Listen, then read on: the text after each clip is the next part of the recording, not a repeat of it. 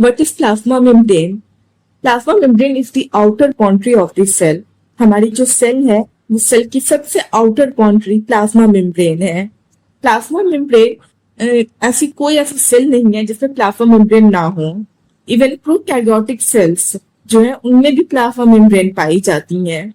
Prokaryotic cells में भले ही कोई मेम्ब्रेन बाउंड ऑर्गेनेल नहीं होती हैं, लेकिन फिर भी उनके पास प्लाज्मा मेम्ब्रेन पाई जाती है.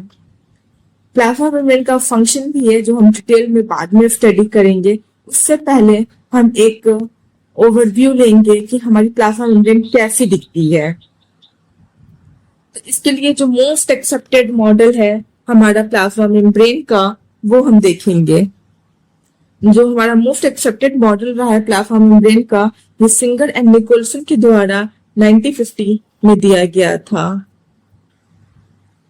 ये model after discovery of electron microscope दिया गया है.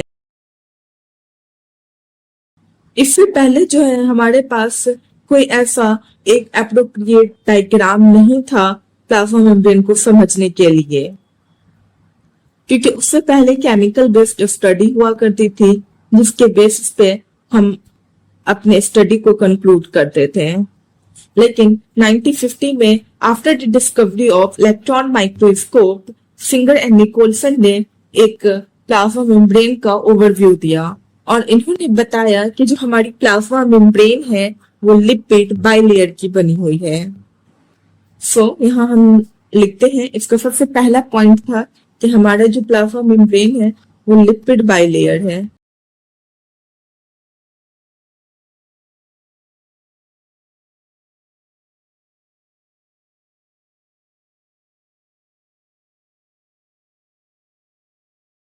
लिपिड बाइलेयर मतलब लिपिड की दो लेयर है, एक आउटर लेयर है, एक इनर लेयर है. इसे अभी हम बना के भी देखेंगे. इसका दूसरा पॉइंट जो था, हमारी जो प्लाज्मा मेम्ब्रेन है वो क्वासी फ्लूइड नेचर की है.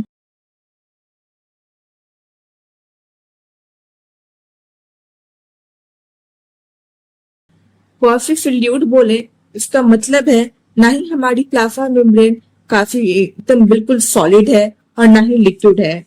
अगर हमारी प्लाज्मा मेम्ब्रेन बिल्कुल सॉलिडिफाई हो जाएगी तो वो बाहर के साथ इंटरेक्ट नहीं कर पाएगी और अपने आप को सर्वाइव नहीं कर पाएगी. हमारा जो सेल है वो सर्वाइव नहीं कर पाएगा. इसलिए हमारी जो प्लाज्मा मेम्ब्रेन है वो सॉलिड भी नहीं है, और वो अगर एकदम लिक्विड फॉर्म में आ जाएगी हमारी प्लाज्मा मेम्ब्रेन तो वो अपने आप को मेंटेन नहीं कर पाएगी अपने शेप को, तो हमारा कोई स्ट्रक्चर नहीं होगा सेल का, इसलिए वो लिक्विड भी नहीं है. क्वासी फ्लूइड है, इट मीन्स ये हमारी जो प्लाज्मा मेम्ब्रेन है वो जेल लाइक है. लाइक हम घर में देखते हैं जैसे रूम टेम्परेचर पे घी होती है, उस टाइप की. दूसरा जो इसका पॉइंट था, हमारा जो प्लाज्मा मेम्ब्रेन है उसमें मोज़ैक पैटर्न है. ये मोज़ैक क्यों है, अब ये देखिए क्यों. क्योंकि हमारा जो प्लाज्मा मेम्ब्रेन है वो तो लिपिड बाइलेयर है, लेकिन इनमें कहीं कहीं प्रोटीन के पैचेस भी हैं. ये प्रोटीन के जो पैचेस हैं वो इसे अपीयरेंस देते हैं मोज़ैक पैटर्न का. ओके, तो ये हमारे प्रोटीन पैचेस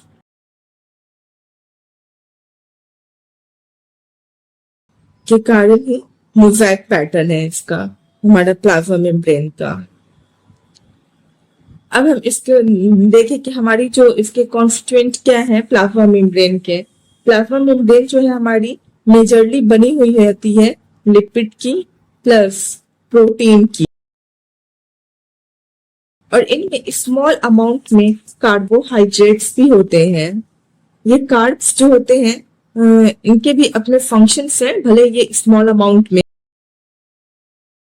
तो सबसे मिनिमम अमाउंट में हमारे यहाँ पे जो पाए जाएंगे वो कार्ब्स है, और लिपिड एंड प्रोटीन्स जो है वो मेजर मैक्सिमम अमाउंट में पाए जाते. अब हम यहाँ पहले लिपिड के स्ट्रक्चर को देखेंगे और फिर देखेंगे कि लिपिड बाइलेयर कैसे प्लाज्मा मेम्ब्रेन में अरेंज होती है.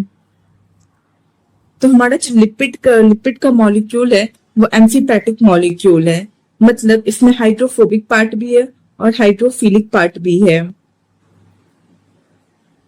ये लिपिड का हेड है और हेड जो है वो हाइड्रोफिलिक पार्ट है।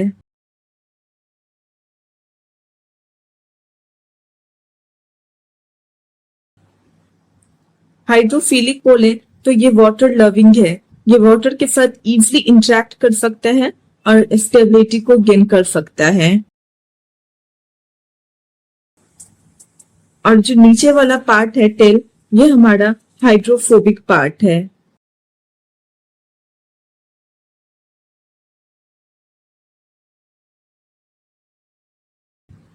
ये हमारा वाटर के साथ इंटरेक्ट नहीं कर सकते हैं, ये इसको हमें प्रोटेक्ट करना होगा।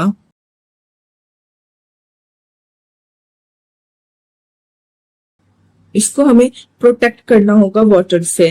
तो ये हमारा जो लिपिड बाइलेयर है, आप खुद सोचिए इसे कैसे अरेंज करें। ये एक लेयर, ये एक हमारा लिपिड का मॉलिक्यूल है, ऐसे ये दो लेयर के फॉर्म में है ये मॉलिक्यूल्स। इसे कैसे अरेंज करें जो स्टेबिलिटी गेन हो। तो इसके लिए आप जब सोचेंगे, खुद से ड्रॉ करेंगे, तो मोस्ट सुटेबल जो आपको डायग्राम समझ में आएगा कि अगर हमें इसे एक्वस एनवायरनमेंट से इस हाइड्रोफोबिक टेल को बचाना है तो इसको हमें अंदर के साइड रखना होगा। और क्योंकि सेल में दोनों साइड वाटर होता है तो हम दोनों इंट पर हम यहाँ पे हाइड्रोफिलिक हेड को ला सकते हैं।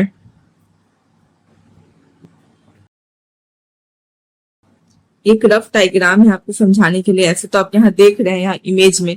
देखिए ये हेड है, ये हेड जो है वो हाइड्रोफिलिक है, ये यहाँ पे वाटर है, वाटर के साथ इंटरेक्ट कर रहा है। और ये हमारा इधर सेल के अंदर यहाँ पे भी वाटर है, यहाँ पे वाटर के साथ ये हेड इंटरेक्ट कर रहा है। बीच में ये टेल आ गई है जो हाइड्रोफोबिक पार्ट है, जो वाटर से अपने आप को बचा पा रही है, वाटर से इनका प्रिवेंशन हो रहा है, जिसकी वजह से जो हमारी सेल है वो अपने आप को मेंटेन कर पाती है।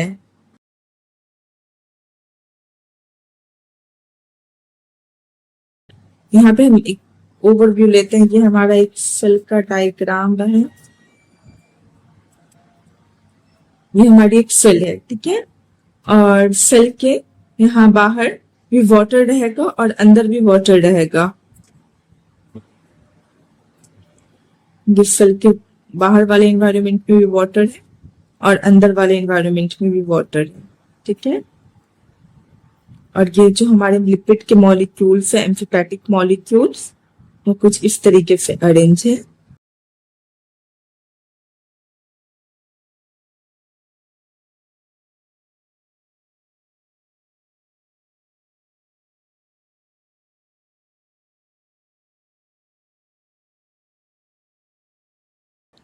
कुछ इस तरीके से हमारे लिपिड के मॉलिक्यूल्स यहाँ पे अरेंज है। और यहाँ पे जो बीच में जो स्पेस है, इनमें कोलेस्ट्रॉल आता है, जो हम आगे स्टडी करेंगे, ठीक है। इस तरीके से ये रफ डायग्राम है, यहाँ आप देख सकते हैं डायग्राम में किस तरीके से दिखाया गया है।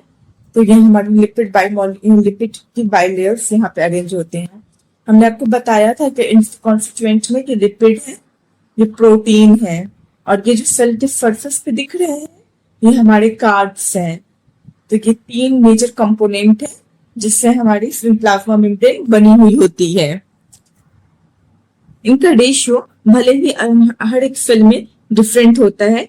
एग्जाम्पल देखें हम इसका, तो हमारी जो आरबीसी सेल्स हैं, आरबीसी सेल्स एक ऐसी सेल्स है जिसको मोस्ट वाइडली यूज किया जाता है प्लाज्मा मेम्ब्रेन की स्टडी के लिए। प्लाज्मा इसमें आरबीसी में 52% जो है वो हमारी प्रोटीन है, 40% लिपिड है और रिमेनिंग 8% जो है वो हमारी कार्ब्स हैं। ये हमारे कंस्टिट्यूएंट है, ये डिफरेंट मेम्ब्रेन में वेरी कर सकती है, ओके। लेकिन मेजरली प्रोटीन और लिपिड पाए जाते हैं। इस कम अमाउंट में, हमारे बहुत लीस्ट अमाउंट में कार्ब्स पाए जाते हैं। अब हम बात करेंगे प्लाज्मा मेम्ब्रेन की परमेबिलिटी की। अगर परमेबिलिटी की हम बात करते हैं प्लाज्मा मेम्ब्रेन की, तो हम देखते हैं कि हमारी जो प्लाज्मा मेम्ब्रेन है वो फ्लेक्टिवली परमिएबल होती है।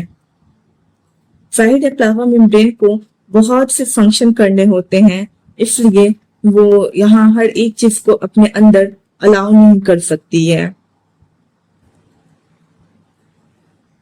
इसलिए प्लाज्मा मेम्ब्रेन जो होती है वो हमारी सिलेक्टिवली परमिएबल होती हैं।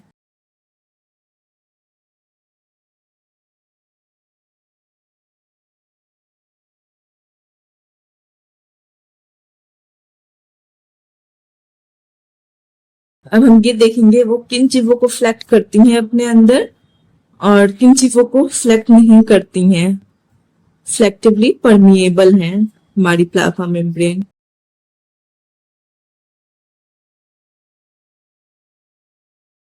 ये हमारी प्लाज्मा मेम्ब्रेन जो होती हैं सबसे ज्यादा, आप खुद सोचे, हाइड्रोफोबिक मॉलिक्यूल को परमिएबल के लिए परमिएबिलिटी शो करेगी या हाइड्रोफिलिक के लिए।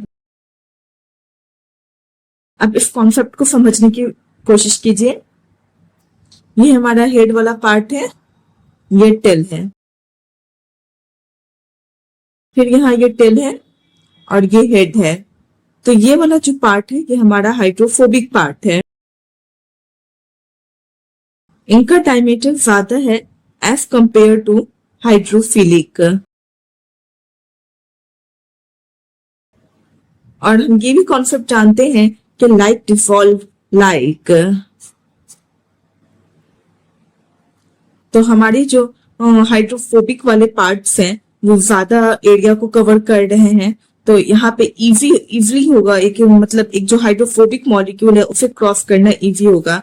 इसलिए जो परमिएबिलिटी की बात है वो यहाँ पे सबसे ज्यादा परमिएबल होगा हमारा प्लाज्मा मेम्ब्रेन में। हाइड्रोफोबिक मॉलिक्यूल की परमिएबिलिटी सबसे ज्यादा है।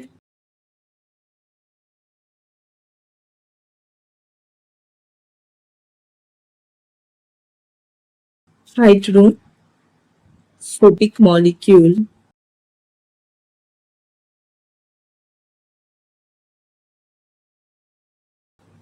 की परमिएबिलिटी सबसे ज्यादा है। फिर परमिएबिलिटी जो है हमारी स्मॉल मॉलिक्यूल्स की है।